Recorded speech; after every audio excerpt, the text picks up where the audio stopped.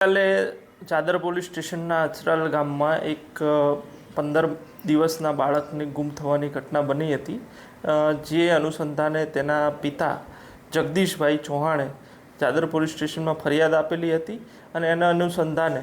અમારી LCB, SOG તથા સ્થાનિક પોલીસ સ્ટેશનની ટીમ તેમજ ડોગ સ્ક્વોડ એ બાળકને શોધવા માટે ત્યાં ટીમો કાર્યરત હતી। એ દરમિયાન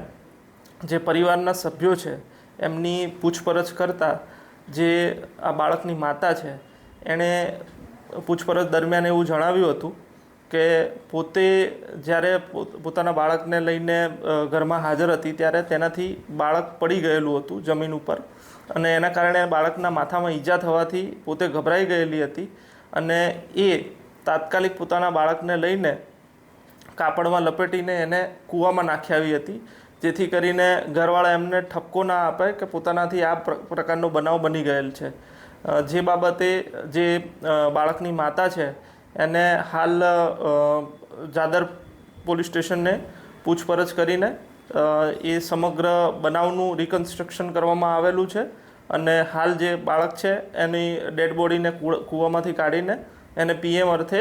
અમદાવાદ ફોરેન્સિક પીએમ માટે મોકલવામાં આવેલ છે। અપહરણનો ગુનો નોંધવામાં આવેલો હતો, પણ જે બનાવ પાછળથી જાણવા મળ્યો છે આ રીતનો જે એના માતાથી બનાવ બની ગયેલો છે એ અનુસંધાને હવે જે એની માતા છે એના વિરુદ્ધ નવી કલમો કોર્ટમાં ઉમેરીને ગુનો દાખલ કરવામાં આવશે। સાહેબ, આ કૂવામાં બાળકને જે નાનું બાળકને જે પથ્થર બાંધીને ફેંકી દેવામાં આવ્યું હતું, ખરેખર આનું પાછળ કારણ શું હોઈ શકે છે?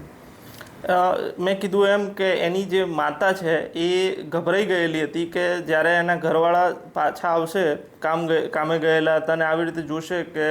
પોતાનાથી આવી ભૂલના કારણે બાળકને ઈજા થયેલી છે, એનાથી ગભરાઈ જઈને એની માતાએ આ પ્રકારનું કૃત્ય કરેલું છે। અપહરણનો હોય એટલે બીએનએસની સેક્શન 137(2) મુજબનો આ ગુનો નોંધવામાં આવેલો હતો અજાણ્યા ઈસમ વિરુદ્ધ, પરંતુ બાદમાં તપાસ દરમિયાન એની માતા જે લક્ષ્મીબેન ચૌહાણ એણે કબૂલ્યું હોય કે પોતાનાથી આ કૃત્ય થયેલું છે, એટલે હવે જે પણ એપ્રોપ્રિએટ સેક્શન્સ છે એ નામદાર કોર્ટમાં એનો ઉમેરો કરવામાં આવશે।